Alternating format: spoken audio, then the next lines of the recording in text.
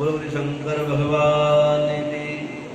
उनको जैसे इशारा किया, इशारे में समझ गया हमने क्या करना, हमको पहले बता रखा था भैया ऐसे ऐसे मैं करूँगा तो ऐसे ऐसे करके लाना।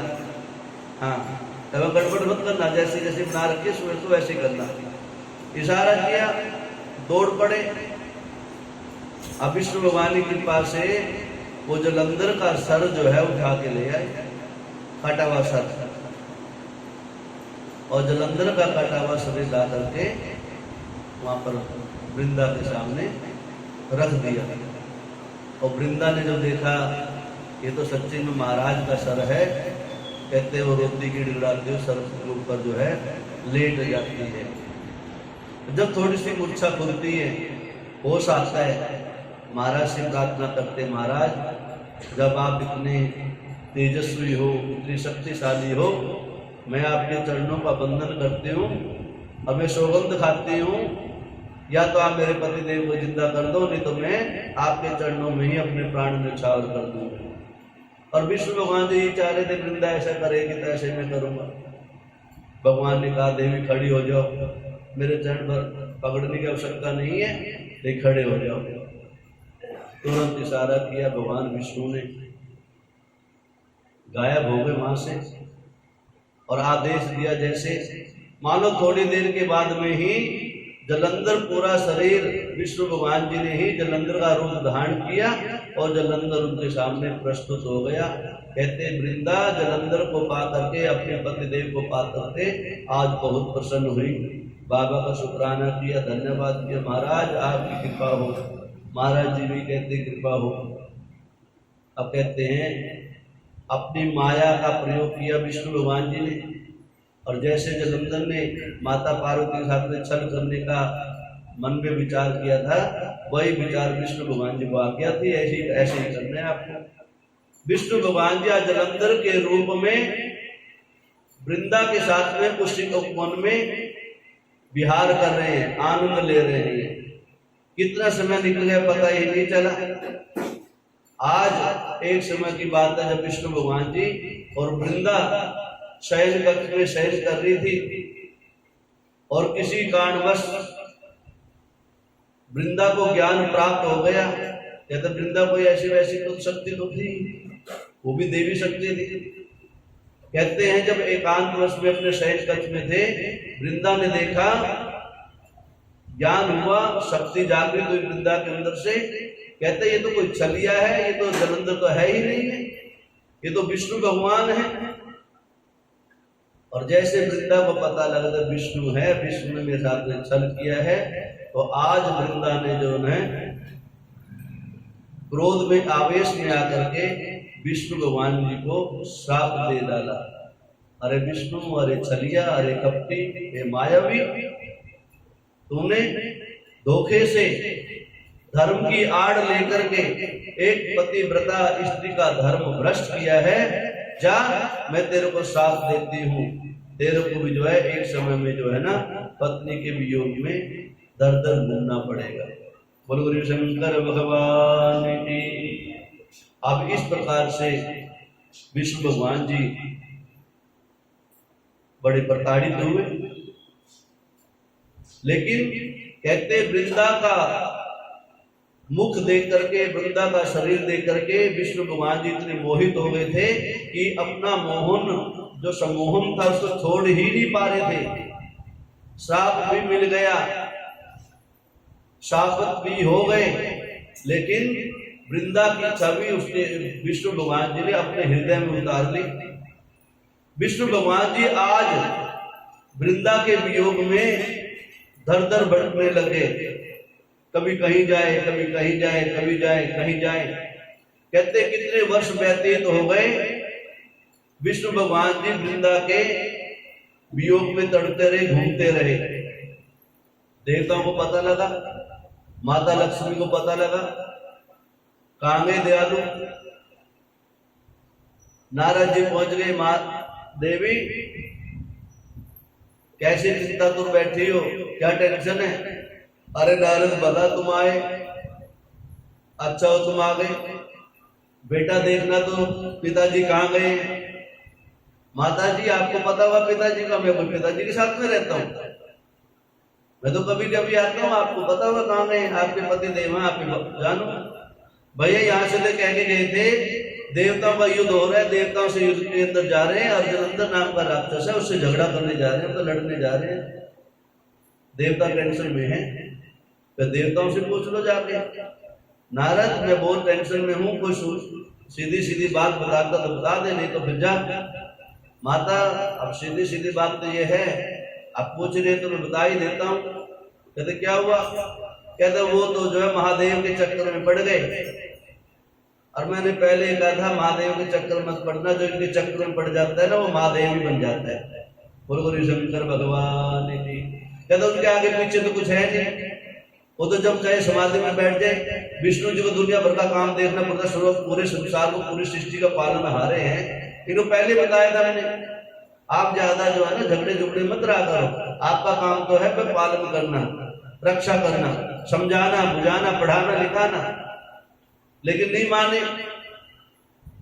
अब ये महादेव की कुछ चाल चल लग रही है मेरे को, तो क्या किया जाए? महादेव जी के पास पहुंचो। अब इस प्रकार से संदेशा भेजा गया, माँ लक्ष्मी जी पधार रही है, माता पार्वती जी बैठी हुई, देवी आओ बहना कहाँ से आई? तू यहाँ बैठी है भोले बाबा के साथ में, मेरा तो भोला पत्नी कहाँ है, पता लगाया जाए। यहाँ तो आए नहीं, ये तो मुझे पता यहाँ नहीं आए, कहाँ गए? महादेव जी को पूछा जाए। चर्चा चली, महादेव देखा भी छोटे से काम के लिए भेजा था, और उनके लिए तो छोटा सा काम था, तो कहाँ रह गए? नारद जी आ गए। अरे नारद आओ। माता क्या कह रही है? महाराज जी के पास नारद मैं भी आगे, चलो माता कुछ कही तो मैं भी कुछ सुनूंगा चर्चा। और नारद जी ने कभी सीधी बात करी नहीं, वो तो कुछ न कुछ ज्ञान प्राप्त करना चाहते थे हर बार। महादेव कुछ न कुछ अच्छी बात सुना दे, मेरे को बोल दे तो उस काम को करूं। जब तक महादेव जी ने कही, जब तक प्रभु ने कही, जब तक मैं काम करूं नहीं। सब कुछ पता होता है नारद जी को, करते नहीं थे, लेकिन जब तक आदेश नहीं होता, उनको आदेश होता जो भी करते थे। अरे नारद पहले मत बुझाओ भैया, देखो कहाँ विष्णु जी, महादेव जी आपने तो कहा था। अरे माता पार्वती बैठी है, इन्होंने आदेश दिया था वृंदा के यहाँ जाने के लिए। माता पार्वती कह रहे भैया अभी तो वृंदा के यहाँ रह रहे हैं, तेरे वृंदा के पास से तो आ गए थे, फिर क्या हुआ? कह रहे तो वृंदा की जो है चिता की जो भस्म है ना, कहते हैं एक समय वृंदा ने जब पता लगा मेरे पति देव तो चले गए, स्वर्गवासी हो गए, और वृंदा से अपने पति के वियोग में रहा नहीं गया, वृंदा ने जो है चिता में जल करके अपने आप को स्वाहा कर दिया। और वृंदा के मोह के अंदर पड़े हुए विष्णु वृंदा की चिता की राख को लपेटे हुए उस वहीं बस घूम रहे हैं।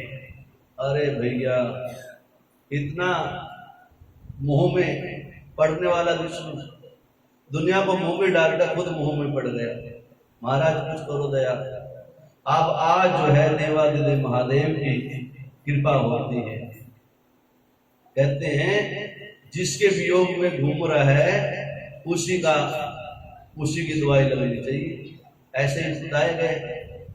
जिसने साथ दिया है उसी से साथ मुक्ति भी मिल सकती है। भैया कुछ युक्ति सजाई जाए, क्या किया जाए? कहते हैं किस प्रकार से? कहते हैं वृंदा की जो चिता की भस्म थी उसको उठाया गया वहां से, और कहते हैं उस वृंदा की भस्म के द्वारा एक कार्तिक कथा आती है, अलग दूसरा रूप है उसमें, लेकिन ये जो कथा बता रहे हैं ये भी ऐसे बता रहे हैं कि वृंदा की जो चिता की जो भस्म थी उस भस्म को आज प्रतिष्ठित करके व्यवस्थित करके उसको संवार करके आज देवादिदेव महादेव कृपा से उनको वनस्पतियों का रूप दिया गया। वनस्पतियों का भगवान देवादिदेव महादेव कृपा से एक तो मरी उनमें से तुलसा और एक धात्री और एक विधात्री मालती, तीन पुष्पों की वहां तीन जो है ना देवियों के प्रकट होना हुआ वहां पर। और कहते हैं भैया अब ये वृक्ष रूप में आ गई देवी मालती, धात्री और तुलसा, और ये तीनों ही बहुत प्यारी है। इनका जो रूप है वो वृंदा जैसा ही है, वृंदा की भस्म से ही निकले, बीज से निकले ये। कहते हैं अब इनके तीनों के बीज लेकर के विष्णु भगवान जी के पास पहुंचे। अब इन तीनों के बीज जैसे विष्णु भगवान जी के पास पहुंचे, जैसे जैसे उन बीजों ने अपना रूप प्रकट किया तो उसके अंदर विष्णु भगवान जी ने अपने आप को पाया कि ये वृंदा का ही रूप है। आज भोले बाबा की कृपा से, देवताओं की कृपा से, ऋषियों की और संतों की कृपा से विष्णु भगवान जी को निवेदित की गई तुलसा, मालती और वृंदा। आज उनके रूप को देख करके विष्णु भगवान जी की जो माया विद्या चल रही थी या सम्मोहन विद्या में फंसे हुए थे, आज उनके रूप और लावण्य को देख करके विष्णु भगवान जी खुश हो गए, चेत हो गए, चेतन हो गए, जागृत हो गए। अर्थात मान लो सो रहे तो जागृत हो गए। विष्णु भगवान जी देखा सारे देवता इकट्ठे हैं। महाराज क्या हुआ, महाराज क्या हुआ, आप थोड़े दिन और रह जाते ना तो हमारे तो गले की फांस बन जाते। माता लक्ष्मी तो हमारे ऊपर चढ़ बैठे, ये तो कृपा हो इनकी, ये आ गई, ये तो हम भूल ही बैठे थे कब युद्ध हुआ था जलंधर से। इस प्रकार से विष्णु भगवान जी माता पार्वती से प्रार्थना करते हैं, हे जगदम्बा आपके आदेश से तो ऐसा हुआ था, आप ही ने तो ऐसा आदेश दिया था। कहता आदेश तो दिया था लेकिन इतना आदेश थोड़ा दिया था कि उसके मुंह में पड़ जाओ। आज कहते हैं मालती, वृंदा, राधे राधे, कितनी देर के थे। बोलो शंकर भगवान की जय।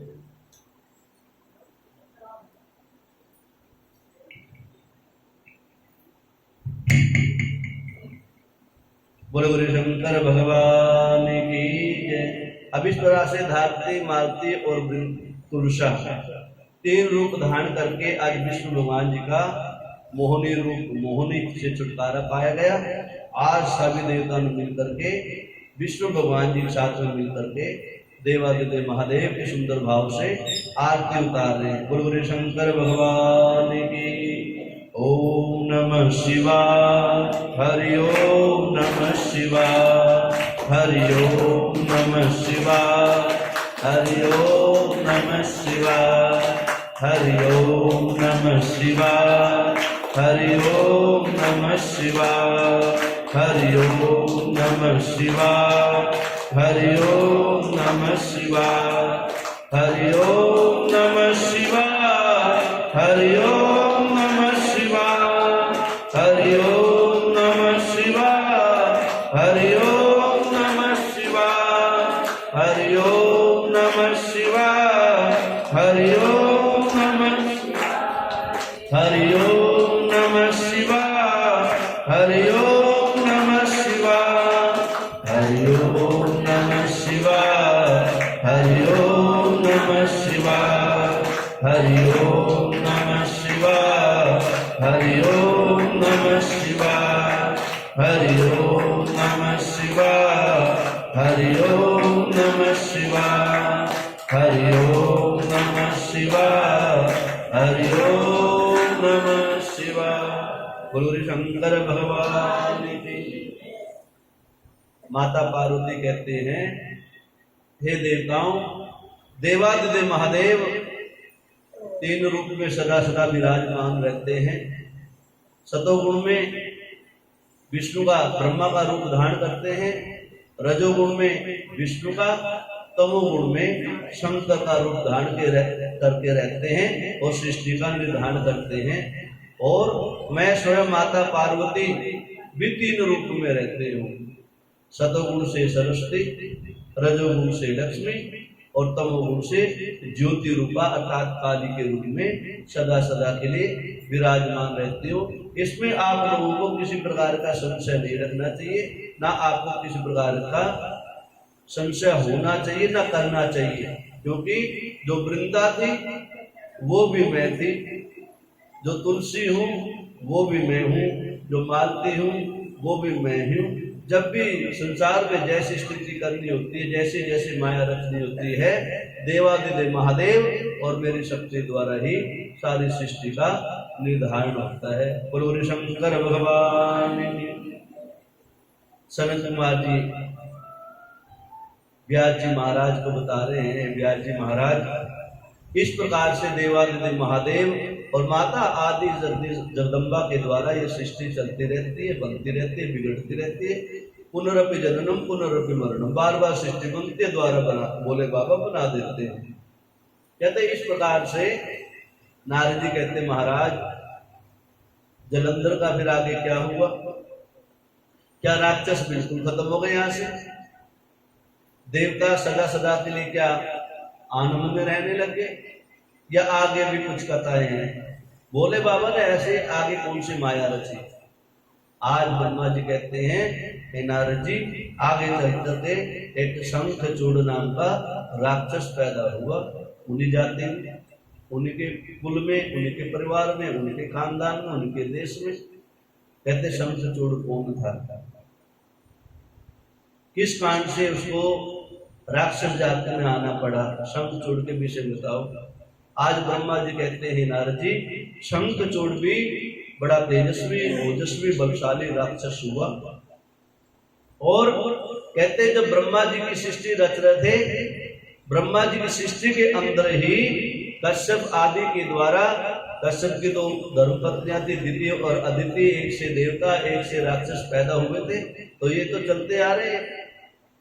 तो शंखचूड़ भी ब्रह्मा की बनाई सृष्टि के अंदर भी बना हुआ एक पुरुष है, एक जीव है। और ब्रह्मा जी का जैसे जैसे आदेश है उसी के हिसाब से शंखचूड़ ने भी अपने आप को वैसे बनाया है। कहते शंखचूड़ भी मायावी था और देवादिदेव महादेव का परम भक्त था। जितने भी राक्षस हुए सब देवता, सब जो है भोले बाबा के ही भक्त हुए हैं। कहते इस प्रकार से अपनी भक्ति की कांड से, अपनी शक्ति से कांड से देवादिदेव महादेव को प्रत्यक्ष करता था। वो हर रोज दर्शन देते थे भोले बाबा उसको, शंखचूड़ को। अब शंखचूड़ की तपस्या से भोले बाबा प्रसन्न हुए और भोले बाबा से आशीर्वाद प्राप्त हुआ। क्या आशीर्वाद प्राप्त हुआ? जो तुलसी है वो हिमालय पर्वत पे तपस्या कर रही है और शंखचूड़ जैसा सात्विक जीव और तुलसा जैसी सात्विक सती का यदि मिलन हो जाए तो परम आनंद की बात है। अब इस प्रकार से कहते हैं ब्रह्मा जी की आज्ञा शंखचूड़ को प्राप्त हुई। देवादिदेव महादेव का आदेश है हे शंखचूड़ तुम हिमालय में जाओ, वहां तुलसी तप कर रही है और तुलसी को अपनी पत्नी के रूप में स्वीकार करो। अब शंखचूड़ ने को जैसा आदेश था, अब यहीं से उनको साफ लगेगा। शंखचूड़ को जैसा आदेश था शंखचूड़ पहुंच गया, हिमालय की तलहटी में पहुंचे और वहां पहुंच करके तुलसी को देखा, तप कर रही है। बहुत दिन हुआ इंतजार किया, तुलसी माता आंख खोलेगी अपने तप से, लेकिन तुलसी माता तप छोड़ नहीं रही, समाधि अवस्था को छोड़ नहीं पा रही है। आज शंखचूड़ ने भगवान की कृपा से अपने मंत्रों के द्वारा तुलसी माता को जागृत किया और तुलसी माता के सामने प्रस्ताव रखा कि हे तुलसा आप कौन हो, अपना परिचय दो, यहाँ किस लिए आए हो, और आप युवा हो, जवान हो, आपको इस अवस्था में पहाड़ों में नहीं रहना चाहिए। तो कहने मतलब यह है कि भोले बाबा की कृपा और ब्रह्मा का आदेश माता तुलसा के सामने शंखचूड़ ने रख दिया। कहते हैं देवी मेरे को आदेश है कि आप तुलसी माता का वर्ण करो, तुलसा का वर्ण करो। अब तुलसी माता ने अनेकों प्रकार की चर्चा करी, परीक्षा ली, क्या सच्ची में ये सात्विक है, क्या सच्ची में ये भक्त है, क्या ये शक्तिशाली है।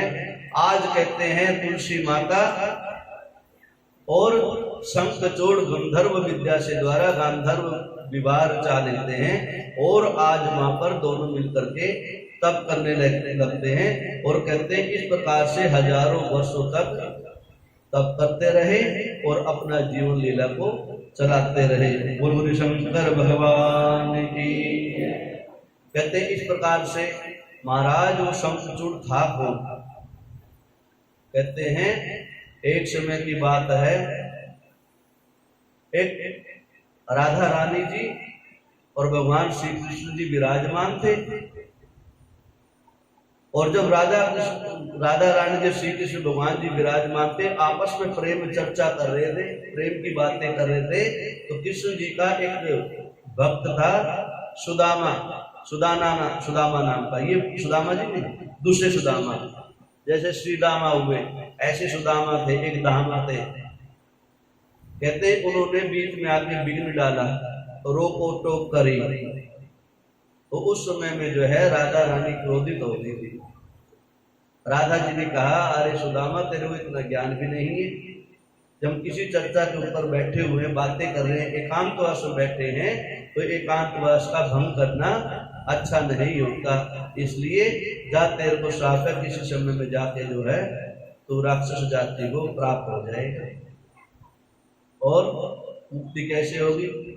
कहते ऐसे ही, कहते हैं मेरा ही रूप होगी वृंदा, वृंदा सती हो जाएगी। वृंदा के रूप में एक तीन औषधियां उत्पन्न होगी, उनमें से एक तुलसा होगी। तुलसा के रूप में जाके जो है तेरे को मेरी शक्ति प्राप्त होगी। और वहां पर जो है फिर भगवान के आशीर्वाद से तो सदा सदा के लिए मुक्त हो जाएगा। नारद जी कहते महाराज आप लोग बड़ी विचित्र घटनाएं करते हो, कहाँ की कथा, कहाँ का सहयोग, कहाँ बिठा देते। क्या भैया सब देवादिदेव महादेव की कृपा है। जैसे जैसे अपने भक्तों को वो देव बना देते हैं, और भक्तों ने कुछ उल्टे कर्म कर देते हैं, भक्तों को राक्षस भी बना देते हैं। उनकी कृपा वही जाने, उनकी माया वही जाने। हम तो कह रहे उनके आदेश का पालन करने वाले हैं। कहते हैं इस प्रकार से शंखचूड़ और तुलसी अनेकों वर्षों तक ऐसे ही बद्रिका के आश्रम में रहने लगे। बोल शंकर भगवान की। इस प्रकार से ब्रह्मा जी वहां पर आते हैं। ब्रह्मा जी फिर वो आदेश देते हैं और शंखचूड़ को राज्याभिषेक कर करके, कहते हैं इस प्रकार से जितनी समय के लिए शंखचूड़ को वहां भेजा गया था, वहां से वापस आ जाते हैं। और वापस आकर के फिर शंखचूड़ जो है राक्षस जाति को प्राप्त होते हैं अगले जन्म में आपके द्वारा से। और ब्रह्मा के आदेश के द्वारा ही राक्षस के रूप में जन्म लेते हैं। लेकिन ध्यानी है, उनको पूरा ज्ञान और अपनी सारी भक्ति याद रहती है। आज रात दिन देवादिदेव महादेव का पूजन और भजन करते हैं। ऐसे ही नारद जी का आगमन होता है शंखचूड़ के यहाँ पर। महाराज आप भी कुछ परिश्रम करो, उद्योग करो। क्या किया जाए? कैसे जैसे जैसे परंपरा चली आ रही है, यदि ऐसा नहीं चलाओगे तो आगे तो राक्षस जाति बिल्कुल विनष्ट हो जाएगी। क्या किया जाए? शिव की आराधना करो, वर प्राप्त करो, ब्रह्मा जी की आराधना करो, तपस्या करो, और विष्णु जी की तपस्या करो। और तब के बल से जो है आपको जो है वो सारी शक्तियां प्राप्त हो जाएंगी, जिस शक्ति के लिए राक्षस लोग लड़ते रहे थे। और आप भी राक्षस जाति का नाम रोशन करो। कहते हैं इस प्रकार से देवादिदेव महादेव की कृपा से, कहते हैं एक पुष्पदंत नाम के गंधर्व हुए आगे चल करके, और उनके यहाँ जो है एक पुत्री का जन्म होता है, और उन पुत्री का विवाह शंखचूड़ के नाम के राक्षस से हो जाता है। कहते इस प्रकार से शंखचूड़ ने भी अपनी सारी सेना तैयार करी, राक्षस जाति तैयार करी। काल नैमी आदि जितने पाताल लोक में राक्षस सबका आह्वान किया, पहुंचो भैया, सभा बिठाई। क्या कारण है? कहते भैया आज देवता बलशाली हो बैठे, और हमारे धन के कांड से बलशाली हो बैठे। हमारी जमीन, हमारा धन दौलत सब कुछ हमारा है, लेकिन माल वो उड़ा रहे हैं, मौज वो उड़ा रहे हैं। क्या किया जाए? आज भी देवताओं पर चढ़ाई करी जाए। हमारा जीवन भी ऐसे लगा रहता है पूरे दिन। 2 दिन शांति होती है, फिर तीसरे दिन फिर किसी से ईर्ष्या हो जाती है। और कई नहीं देवता और राक्षस इस शरीर के अंदर बैठे रहते हैं।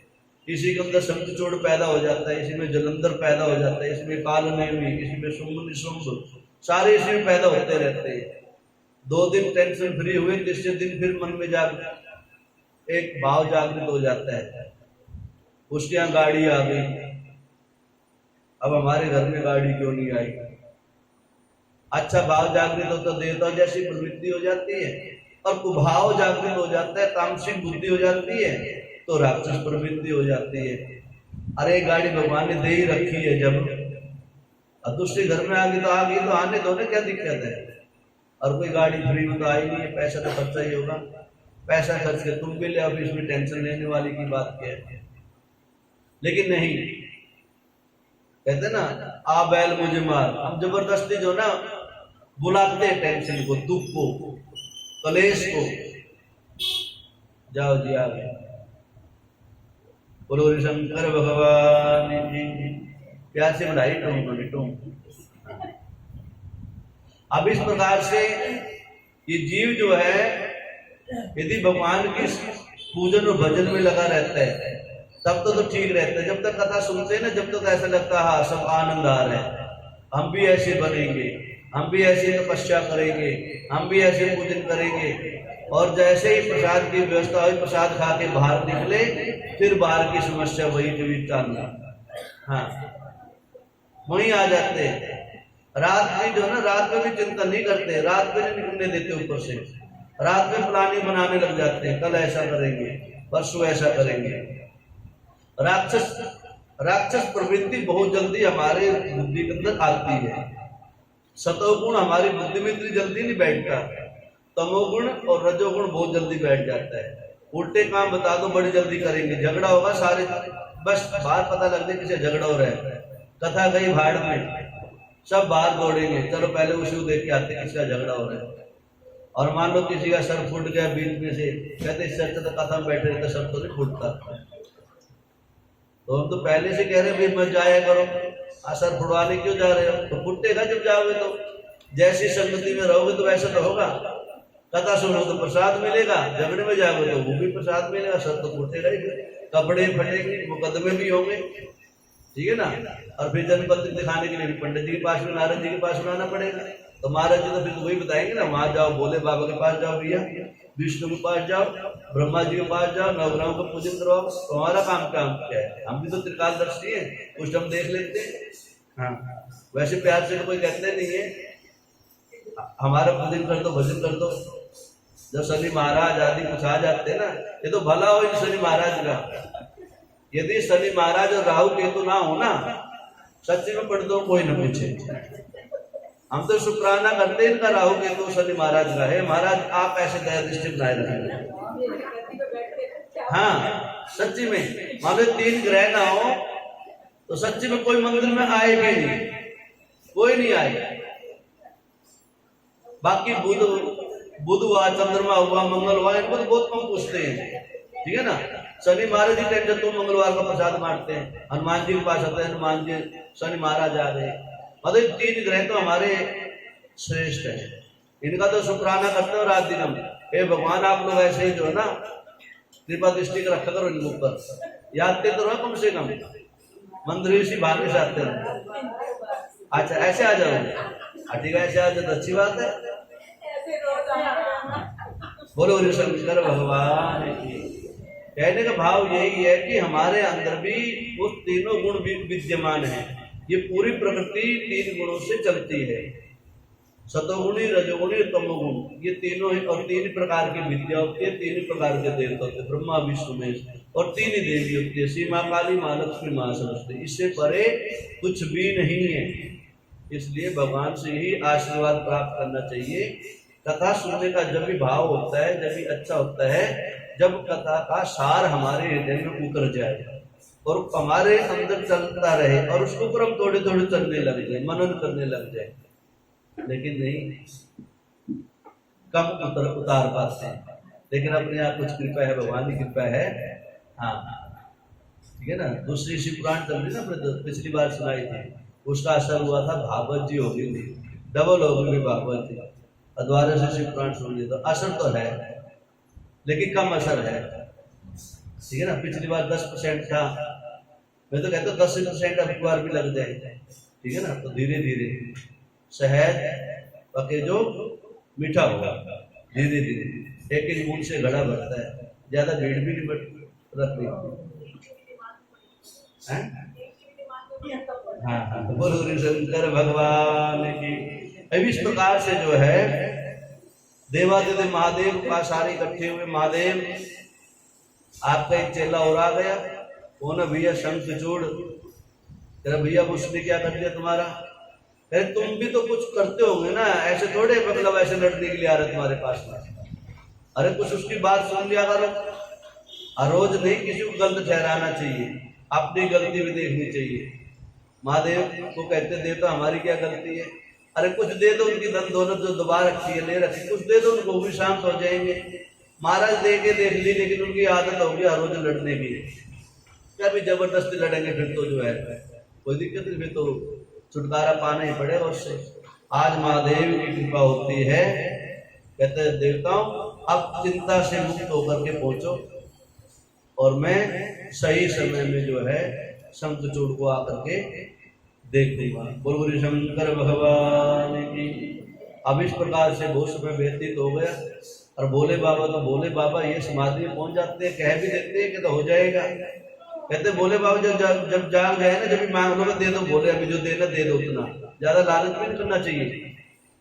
कई बार कह देते ना ये करेंगे इतना मिल जाए, इतना नहीं, जितना मिल जाए प्रसाद में उतना ले लो उसी समय, क्यों भोले बाबा कब समाधि में चले जाए पता लगे वो भी रह गया। ज्यादा लालच भी नहीं रखना चाहिए, कहते ना थोड़ा सब्र भी रखना चाहिए, असंतुष्टि भी होनी चाहिए। एक गाड़ी मिल गई तो सब्र कर लो, आगे होंडा सिटी तो रखो ना आनंद, द्वारा क्यों स्कॉर्पियो की तरफ भाग रहे हो, BMW की तरफ भाग रहे हो, एक में संतुष्ट रहो। भोले बाबा द्वारा जागेंगे फिर जगाना, भोले बाबा की तपस्या करना फिर देंगे वो भोले बाबा। इस प्रकार से सारे देवता द्वार से फिर पहुंचे। महाराज वो तो उदंड हो गया, वो शरारती हो गया, और जहां देखते हैं वहीं पर पकड़ के पीटने लग जाता है, और उसने धमकी दे दी है या तो स्वर्गलोक खाली कर दो, तो मैं आ रहा हूँ। पत्थर भेज दिया, चिट्ठी भेज दी, उसने संदेशा भेज दिया। नारद जी आए, महाराज शंखचूड़ आ रहा है, क्या व्यवस्था करनी है? क्या कह रहा था भैया?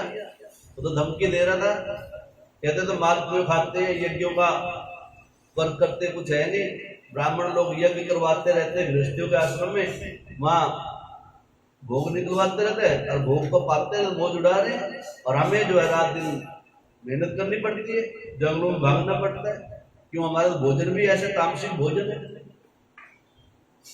अब देखता हूँ फिर टेंशन हुई, महाराज चला जाए ब्रह्मा जी के पास, ब्रह्मा जी के पास पहुंचे, ब्रह्मा जी तुम सबको लेकर विष्णु जी के पास पहुंचते, विष्णु कहते चलो देवादिदेव महादेव के पास, और सार तो वही है ना, वही जाना है। सारे देवता मिल करके देवादिदेव महादेव की शरण में पहुंचते हैं, और क्या कहते हैं? ओम नमः शिवाय, हरि ओम नमः शिवाय, हरि ओम नमः शिवाय, हरि ओम नमः शिवाय, हरि ओम नमः शिवाय, हरि ओम नमः शिवाय, हरि ओम नमः शिवाय, हरि ओम नमः शिवाय, हरि ओम नमः शिवाय, हरि ओम नमः शिवाय, हरि ओम नमः शिवाय, हरि ओम नमः शिवाय, हरि ओम नमः शिवाय,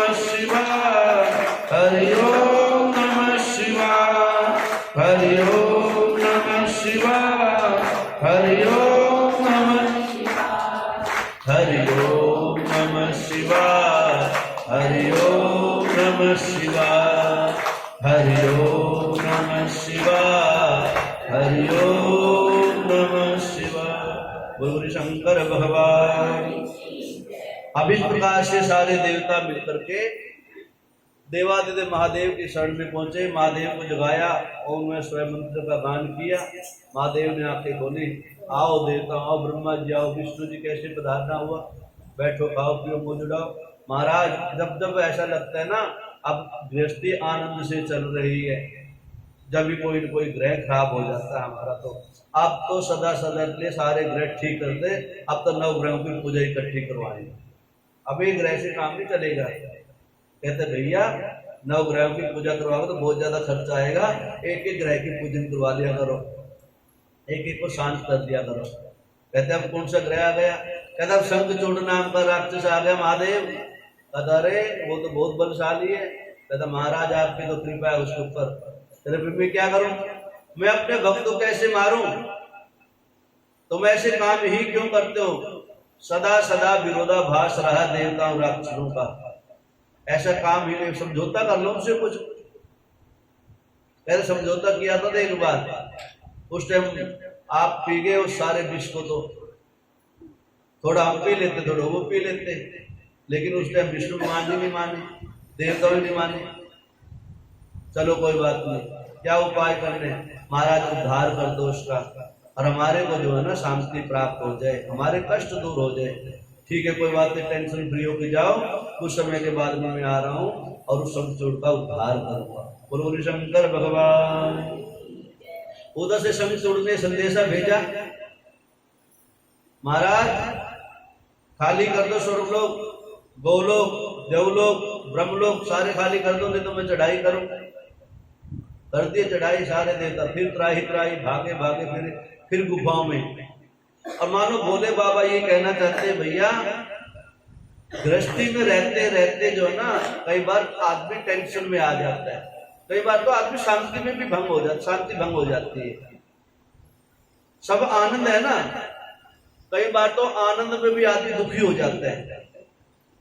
तेरे क्यों? तेरा रोज माल कोई अच्छे किसको लगते हैं?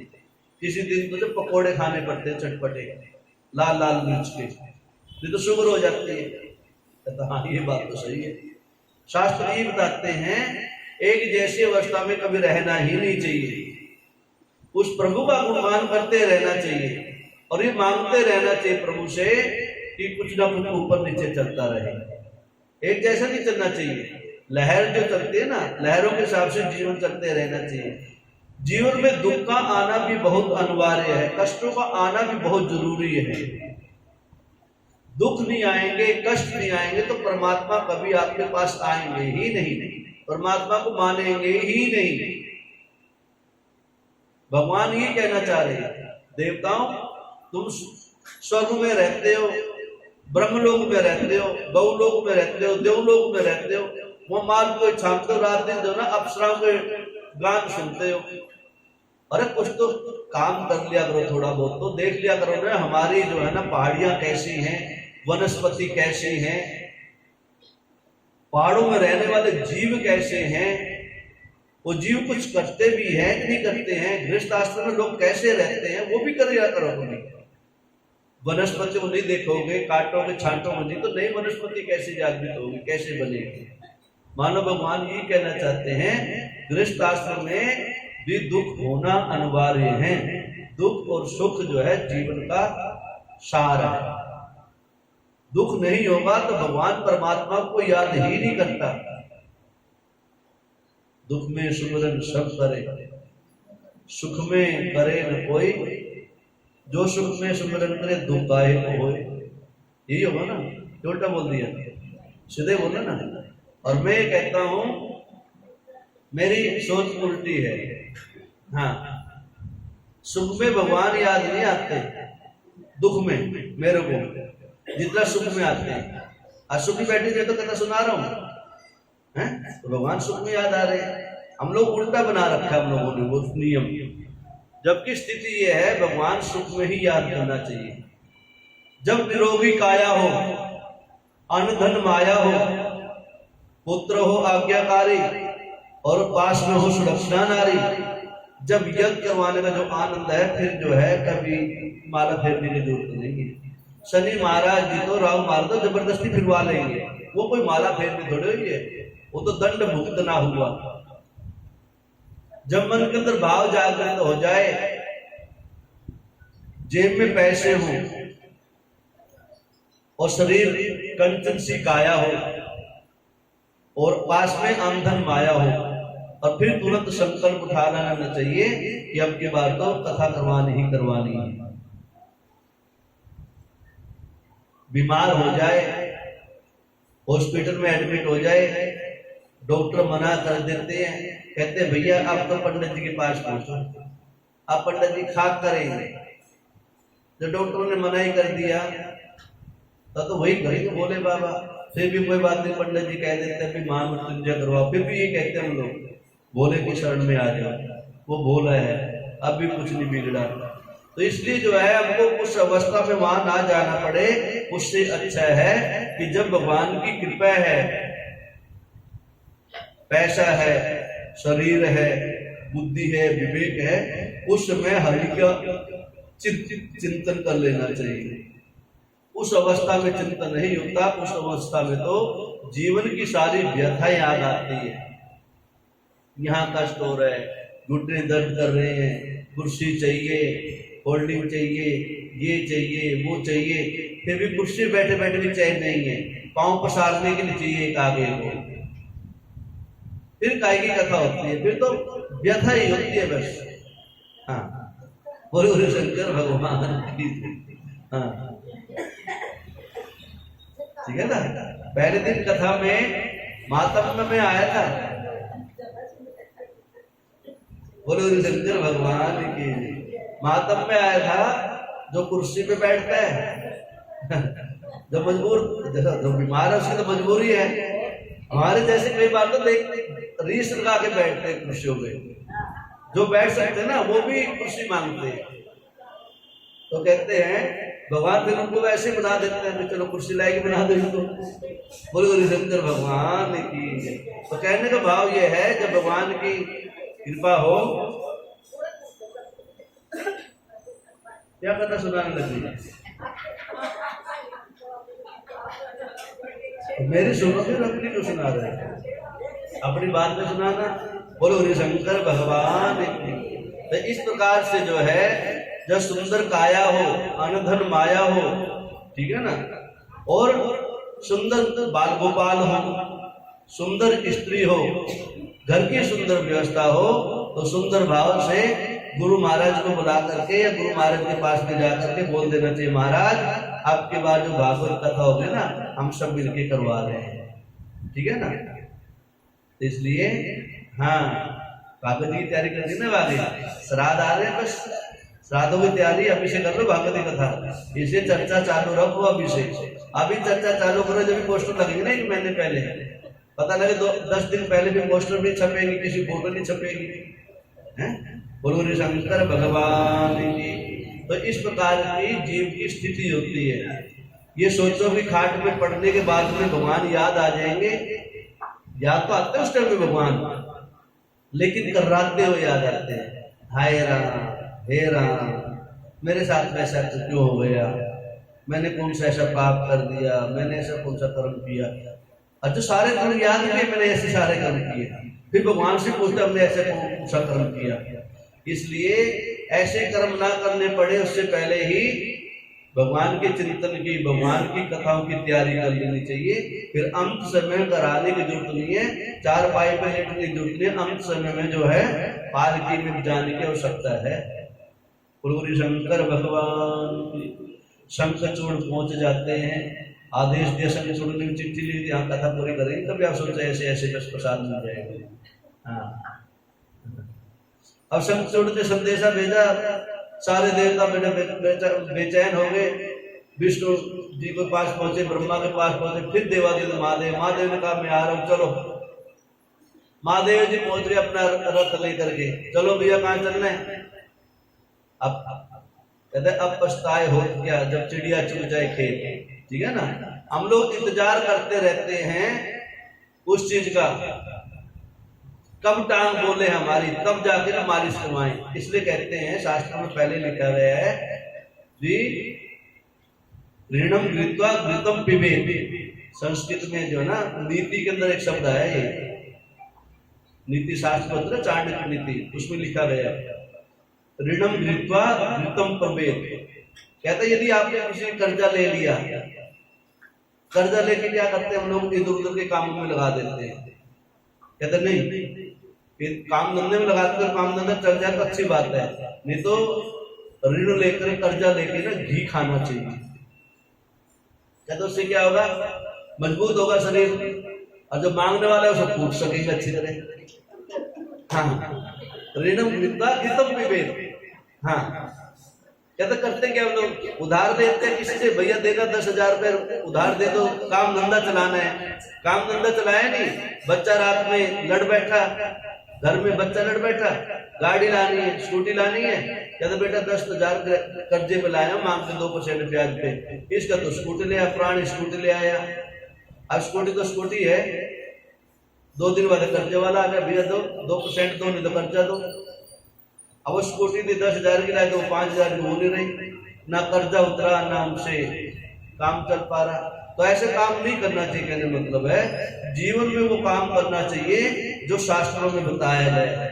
शास्त्र इसलिए कहते हैं, शास्त्रों को बार बार पढ़ना चाहिए, सुनना चाहिए, शास्त्रों की बातों को मनन करना चाहिए। जितना हमारे जीवन में शास्त्रों की बातें उतर जाएगी तो आधा जीवन तो हमारा सुखी वैसे हो जाएगा, आधे दुख तो दूर वैसे ही हो जाएंगे, और आधे दुखों से हम स्वयं लड़ लेंगे। जो बड़े बड़े दुख हैं वो तो भगवान जी दूर कर देते हैं, और जो छोटे छोटे दुख हैं उनसे हम अपने आप निपट लेते हैं। छोटे छोटे काम करने से, आज सोमवार का व्रत कर लेना, आज बुधवार करना, मंगलवार का प्रसाद बांट देना, आज मूंग चढ़ा देना, आज तुलसी पत्ते चढ़ा देना, आज गाय को हरी घास खिला देना, आज मूंग के लड्डू बांध देना, मूंग की दाल चढ़ा देना। ये छोटे छोटे काम बताए गए अपने स्वयं करने के लिए। जब कहीं बड़ी स्थिति आए उस टाइम देवादिदेव महादेव कृपा हो जाए। बोले गुरु शंकर भगवान। अब इस प्रकार से शंख चूड़ ने शंख बजाया, सारे देवता टेंशन में, महाराज आ गए, चिंता मत करो मैं भी आ गया हूँ।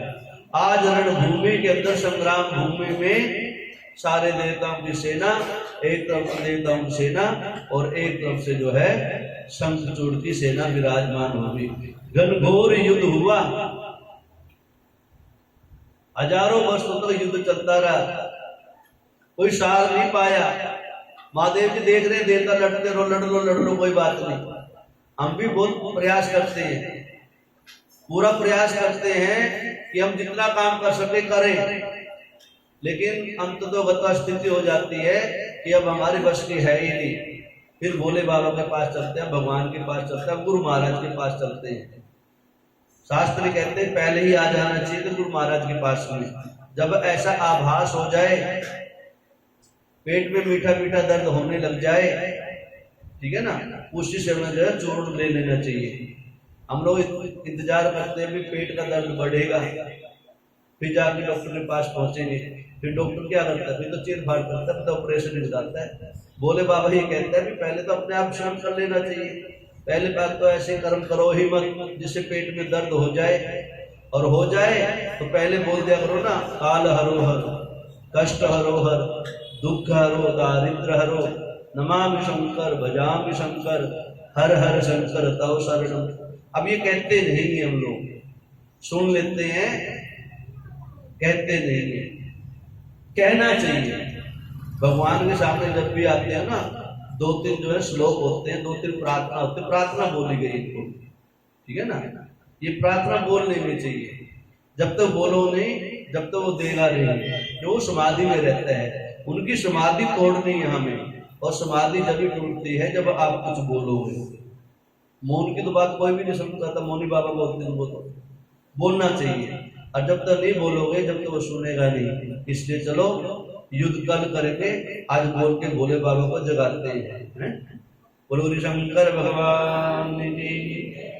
ओम नमः शिवाय, हरि ओम नमः शिवाय, हरि ओम नमः शिवाय, हरि ओम नमः शिवाय, हरि ओम नमः शिवाय, हरि ओम नमः शिवाय, हरि ओम नमः शिवाय, हरि ओम नमः शिवाय, हरि ओम नमः शिवाय, हरि ओम नमः शिवाय, हरि ओम नमः, हरि ओम नमः शिवाय, हरि ओम नमः शिवाय, हरि ओम नमः शिवाय, हरि ओम नमः शिवाय, हरि ओम नमः शिवाय, हरि ओम नमः शिवाय, हरि ओम नमः शिवाय, हरि ओम नमः शिवाय, हरि ओम नमः शिवाय, हरि ओम नमः शिवाय, हरि ओम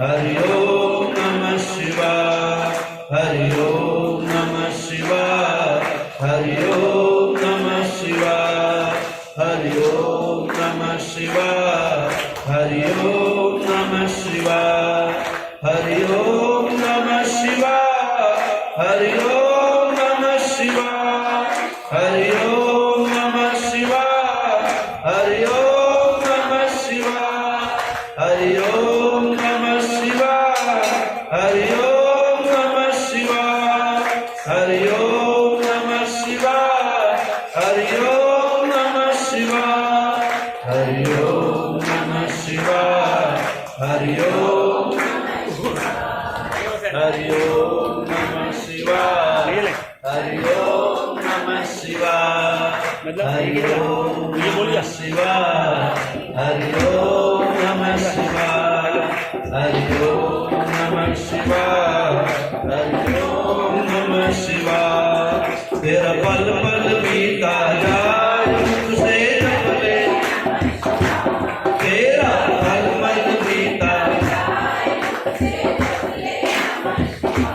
मुख से जप ले नमः शिवाय, मुख से जप ले शिवाय, मुख से जप ले नमः शिवाय, मुख से तेरा पल पल बीता जाए मुख से जप ले नमः शिवाय, तेरा पल पल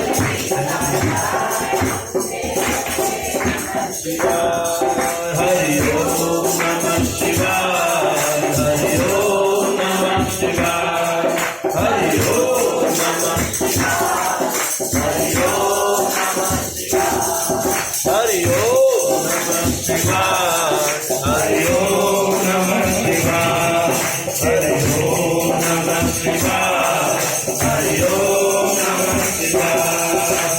दुनिया के तन मन का मैदान, दुनिया के तन संग जो उड़ जाना है अकेला, संग जो उड़ जाना है, पिंजरा प्राण रह जाए से जप ले शिवाय, तेरा पिंजरा प्राण रह जाए से जप ले शिवाय, तेरा पल पल बीता जाए से जप ले नमः शिवाय, तेरा पल पल बीता जाए से जप ले नमः शिवाय, से जप ले नमः शिवाय, से जप ले नमः शिवाय, से जप ले नमः शिवाय, से जप ले नमः शिवाय, तेरा पल पल बीता जाए से जप ले नमः शिवाय, तेरा पल पल बीता जाए से जप ले नमः शिवाय, हरि ओम नमः शिवाय, हरि ओम नमः शिवाय, हरि ओम नमः शिवाय, हरि ओम नमः शिवाय।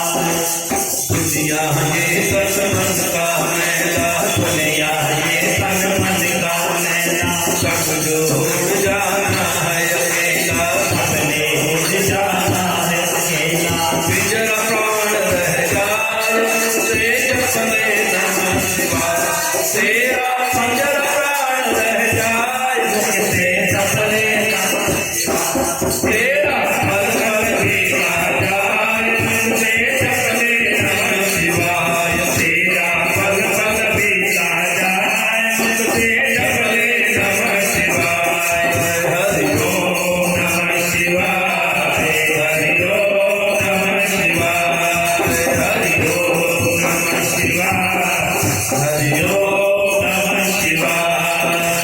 मुसाफिरी जब पूरी होगी, मुसाफिरी जब पूरी होगी, चलने की मजबूरी होगी, चलने की मजबूरी होगी, तन मन साथ जाए से जप ले नमः शिवाय, तेरा तन मन साथ जाए से जप ले नमः शिवाय, तेरा पल पल बीता जाए से जप ले नमः शिवाय, तेरा पल पल बीता जाए से जप ले नमः शिवाय।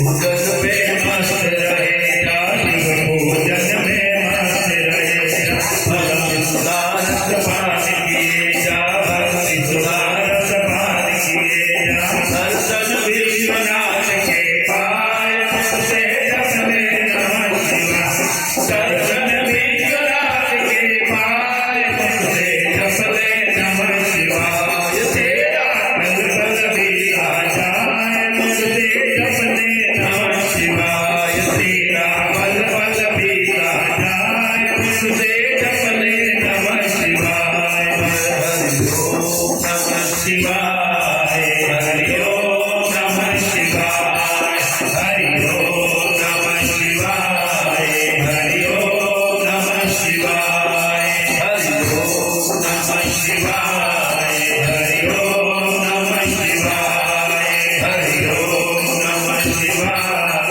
हरि ओम नमः शिवाय। काल हरो हर शस्त्र हरो भोग हरो दारिद्र हरो, नमामि शंकर भजामि शंकर, नमामि शंकर भजामि शंकर,